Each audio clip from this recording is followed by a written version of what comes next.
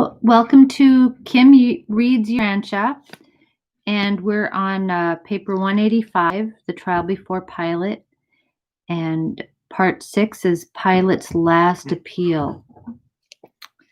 So, this is when Pilate tries to give them a prisoner in honor of my cats are trying to kill each other. In honor of the Passover. Pilate wants to give a prisoner back to the Jews, and so they have a choice between Barabbas and Jesus, and of course they want Barabbas back, and they want to crucify Jesus, of course. Yeah. All right, so Pilate's last appeal. Of course, Pilate feels like that's wrong. I mean, Jesus didn't really do anything wrong. Why do you want to kill him? But this Barabbas guy is a really bad dude and probably deserves to die, but that's to no avail. Okay, in all that is transpiring early this Friday morning before Pilate, only the enemies of Jesus are participating. His many friends either do not yet know of his night arrest and early morning trial, or are in hiding, lest they also be apprehended and adjudged worthy of death because they believe Jesus' teachings. In the multitude which now clamors for the Master's death are to be found only his sworn enemies and the easily led and unthinking populace. Yeah, that's the ticket there, the easily led and unthinking populace. So nobody's there to speak for him except for John, and John is kind of under this deal not to talk because Jesus is afraid if he says stuff he'll be killed, and he doesn't want that. Pilate would make one last appeal to their pity. Being afraid to defy the clamor of this misled mob who cried for the blood of Jesus, he ordered the Jewish guards and the Roman soldiers to take Jesus and scourge him. This was in itself an unjust and illegal procedure, since the Roman law provided that only those condemned to die by crucifixion should be thus subjected to scourging. I think that means whipping him, or I don't know. I should look that up. Yeah, they're behaving really terribly this evening, so I'm sorry about that. Okay. Anyway. Right. Unjust and illegal procedure, since the Roman law provided that only those condemned to die by crucifixion should be thus subjected to scourging. The guards took Jesus into the open courtyard of the praetorium for this ordeal. Though his enemies did not witness this scourging, Pilate did. And before they had finished this wicked abuse, he directed the scourgers to desist and indicated that Jesus should be brought to him. Right. Before the scourgers had laid their knotted whips upon Jesus as he was bound to the whipping post. Yeah, it's a whipping. That's what I thought it was. Yeah. They again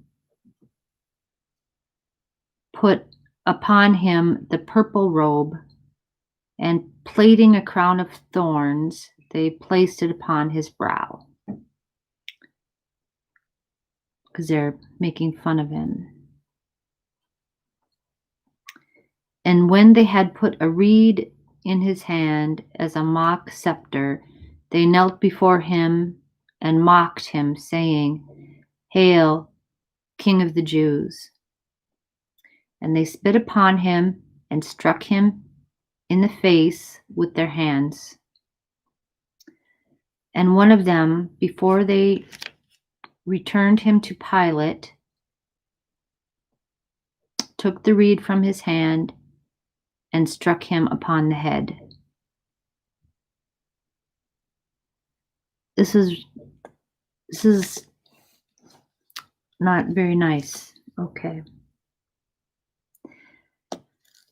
Then Pilate led forth this bleeding and lacerated prisoner, and presenting him before the mixed multitude, said, "Behold the man! Again I declare to you that I find no crime in him, and having scourged him, I would release him.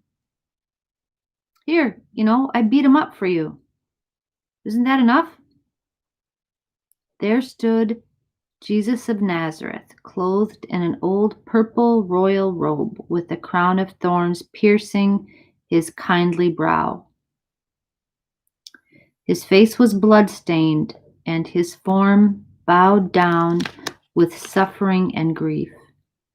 But nothing can appeal to the unfeeling hearts of those who are victims of intense emotional hatred and slaves to religious prejudice. This sight sent a mighty shudder through the realms of a vast universe. But it did not touch the hearts of those who had set their minds to effect the destruction of Jesus. When they had recovered from the first shock of seeing the Master's plight, they only shouted the louder and the longer, "Crucify him, crucify him, crucify him." And now did Pilate comprehend that it was futile to appeal to their supposed feelings of pity. He stepped forward and said, "I perceive that you are determined this man shall die, but what has he done to deserve death?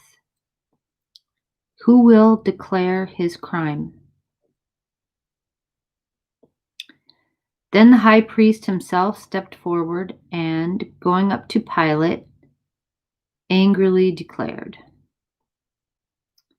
"We have a sacred law, and by that law, this man ought to die because he made himself out to be the Son of God." When Pilate heard this, he was all the more afraid, not only of the Jews, but recalling his wife's note and the Greek mythology of the gods coming down on earth. He now trembled at the thought of Jesus possibly being a divine personage.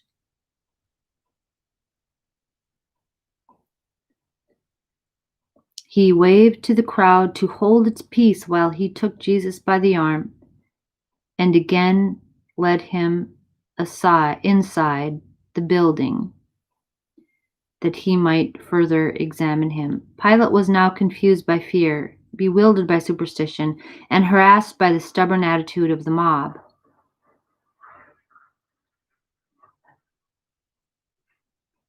"I perceive that you are determined this man shall die, but what has he done to deserve death?"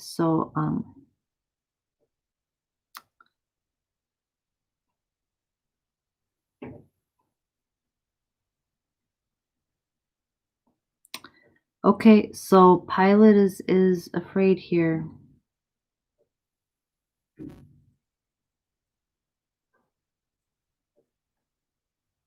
The Greek mythology of the gods coming down on earth and how he trembled that this could be a divine person.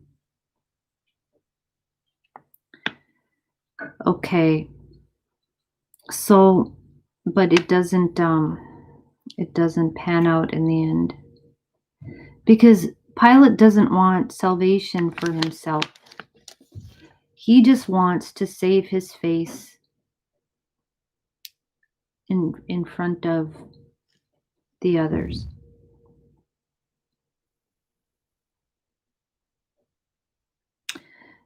And that's all he really cares about. He's not thinking about his own doing the right thing. He's thinking, oh, who's going to be mad at me if I do this? Who's going to be mad at me if I don't do this? He's not really thinking about the right thing to do, I don't think.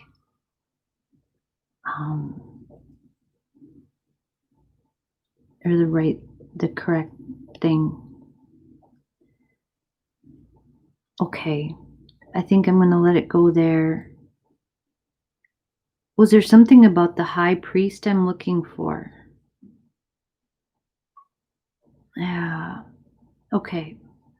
All right. Thank you very much. All right. We'll catch you next time. Thank you. Bye.